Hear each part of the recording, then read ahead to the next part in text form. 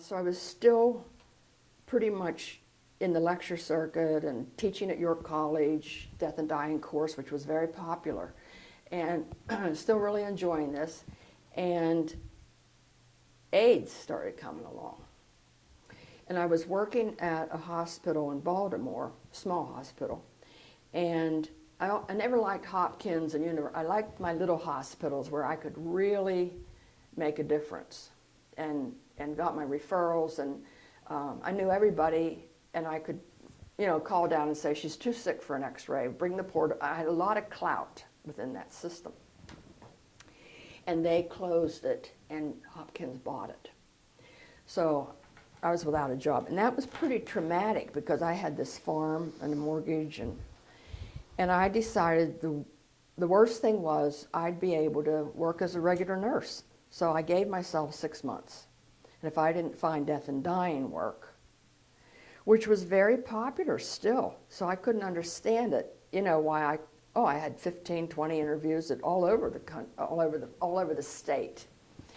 No, I don't think we need that right now. We know who you are, and that'd be neat, but we just can't, So one day I was at my farm pretty leery and not trusting spirit, and digging around in the dirt under my favorite pine tree, and out came a plastic letter A. Like the kids have on the refrigerator. And it's AIDS. You're supposed to be working with AIDS. Oh, okay.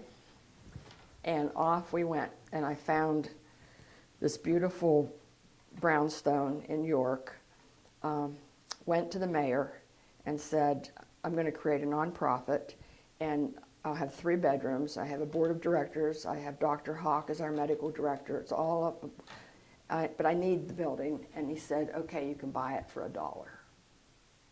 So we did that, and that was a wonderful project. That was 90 to 95.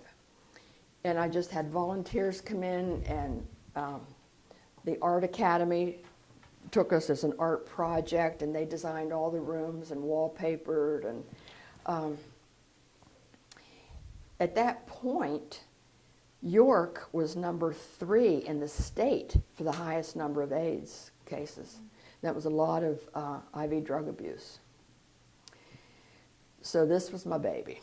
And this was where, again, that whole focus and energy went right into that project. And a lot of people helped. But it was constant raising money because we were nonprofit. And I had wonderful nurses and dear, dear patients. And a photographer at Hartford Community College was commissioned to do an AIDS project, a photography project at the Corcoran Gallery in Washington, and he chose us. And the images that he captured were just incredible. So, and that toured the country, and I went with him to Portugal for a big expo. It was just, again, wonderful. But along came the antiretrovirals, and we needed that. And so my patient load dropped. Hershey Medical Center wasn't referring as much, York Hospital, because the patients were getting better, which, is what we wanted, So at some point, it'd been about 3 months that I didn't have any patients. And the board said, we can't keep funding this. I mean, there has to be work for the nurses, and there has to be money coming in for donations and all. And we probably need to close. So I was pretty upset with that. You know how much energy and love you put into that kind of project. And the medical director said, one of your options would be to turn this into a respite house for cancer patients.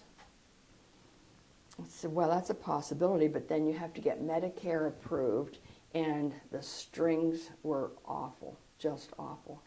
And I said, no, we're going to close, because it was meant for AIDS patients. And there were a lot of respite programs in hospitals for cancer patients. And it was like, this is what it was intended for, and and I guess we're going to have to do that, which was a very mixed feelings, you can imagine. And but I scooted our little patients off, and they were starting to get better, and the drugs were working, and that's of course what we wanted.